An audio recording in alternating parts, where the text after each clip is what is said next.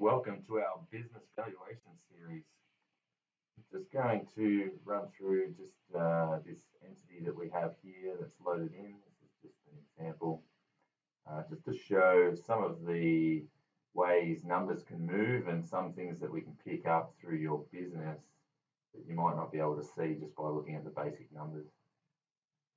As you can see with this business, their revenue, so their total sales is increasing each year. They have some big numbers in there. Their gross margin, so their sales less the cost of what their sales are. They're still getting good increases each year, and their net profit is going up each year. If we look further down here, paying some nice dividends out to the owners of the business.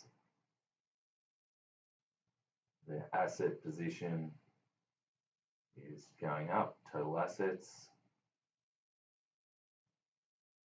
Some of these other numbers, as you can see, their work in progress is going up. So that's the work that they have that is continuing on at the end of each year. Accounts receivable, so it's money that people owe them. So sales that they've made that they haven't been paid for, it's gone up. And then total current assets has gone up. If we look down here, we've got accounts payable, which is money that they owe at the end of each year. It's also going up each year. Down the bottom here, we have some bank loans, which are going up as their business grows. And those non-current and current loans are going up there. Just wanted to show you a quick look at some of the things that we can look at in here.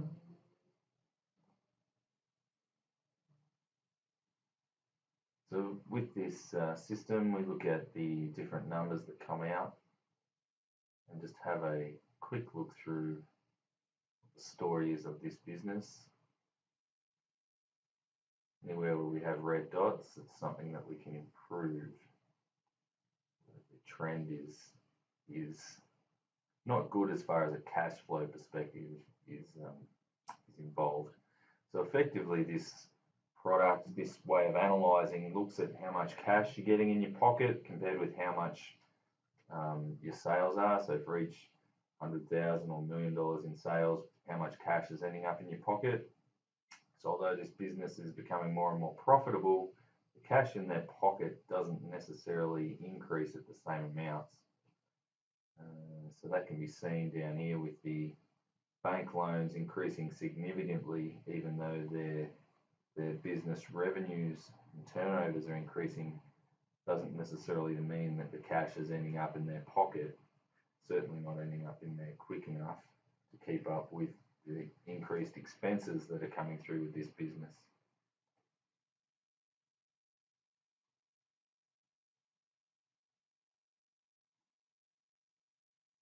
So we can see profits are trending up.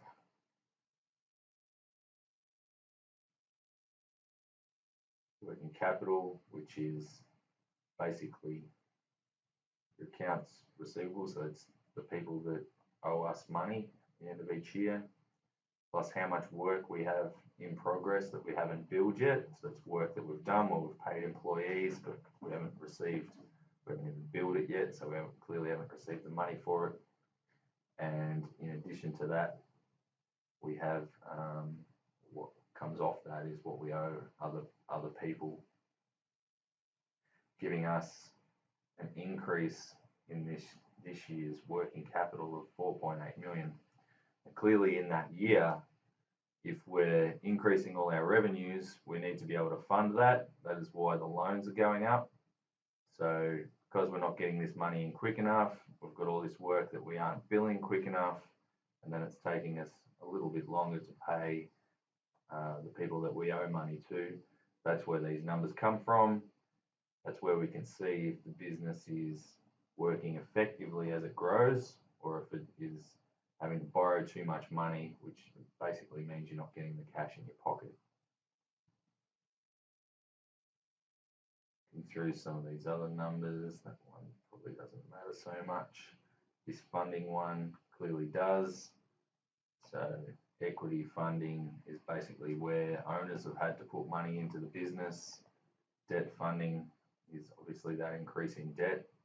So there's a lot of increased funding. As you can see, that increase matches the amount of the working capital increase. So we've had to fund that money because it's not coming in quick enough. We've had to fund being able to pay all those expenses until that happens. This pushes the business value down because clearly the cash in your pocket isn't coming through quick enough. So the value of the business, basically, if you sold the business for what it's worth, you would have to pay out all those debts first before you would get the money for the business. So this is really a true reflection of where we get the value of a business from, based on cash. Now, this is an interesting screen. This is the power of one. Effectively, what it is saying is this is our current net cash flow and our operating profit. So our profit, 6.25 million, but our cash flow, when we make that profit, is actually negative 2,150,000. That, as we said before, is because we're not getting the bills out quick enough, and we're not getting, we've got all those people that we're paying, so those direct costs, wages and alike, having to pay suppliers. So we're doing that, we're paying those things quickly, so we have to fund that in another way because we're not getting the money in quick enough. We're not billing quick enough, and we're not getting the cash in quick enough. Effectively, what this does is says if we had a 1% price increase, we'd have an extra 350,000 a year profit, and we would have an extra 263,000 in cash flow. If, however, we increase volume, so our sales went up further, we'd actually have 160,000 increase in profit, but we'd only get $3,000 in cash flow. So this is an area, if you're looking at how am I going to grow my business, should I grow by increasing the volume of sales, or should I grow by increasing my prices? As you can see here, in this situation, a 1% increase would be much more, gives a much more significant effect on the profit and the cash flow. So in this situation, you might say, okay, let's concentrate on, we won't worry about the volume increase. Maybe we'll look at a 2% increase in prices. Direct costs is another really interesting one in this entity.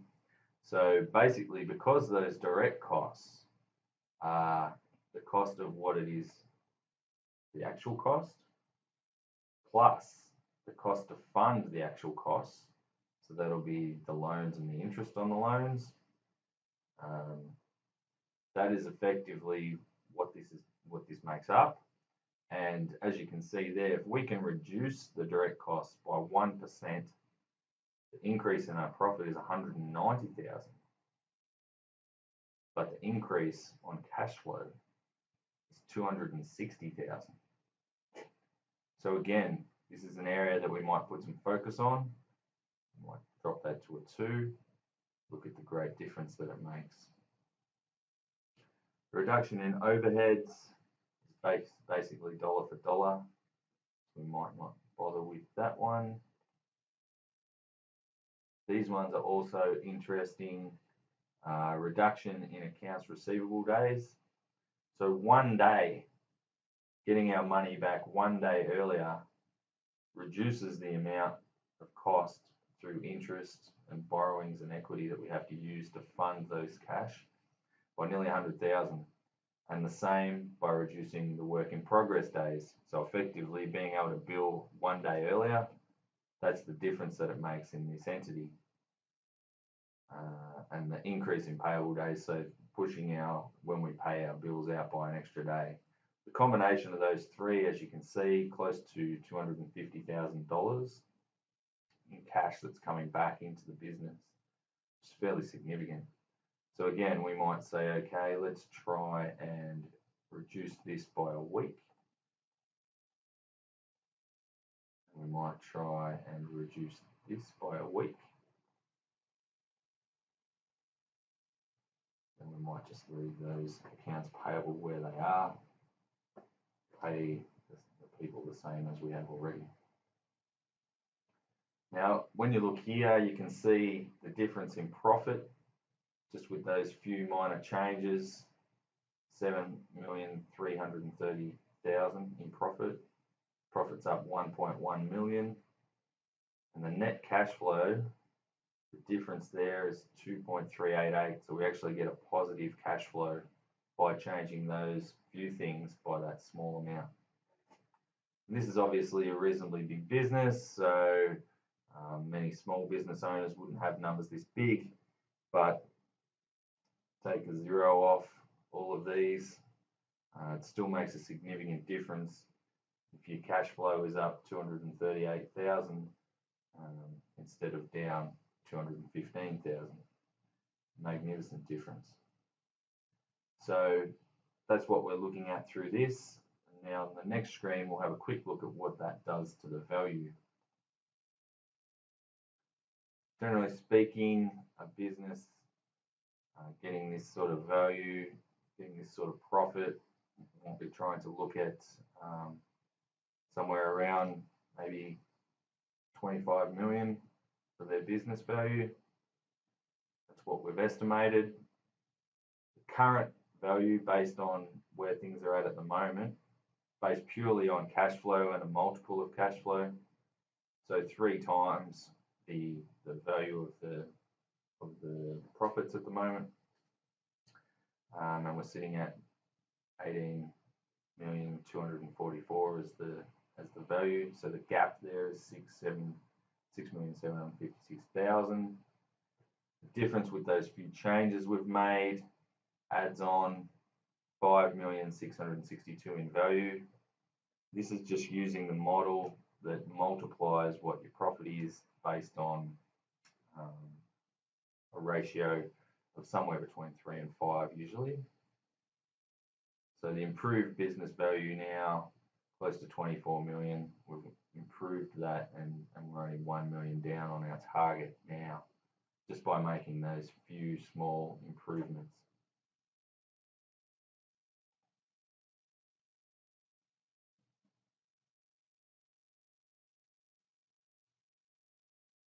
This is your sustainable growth.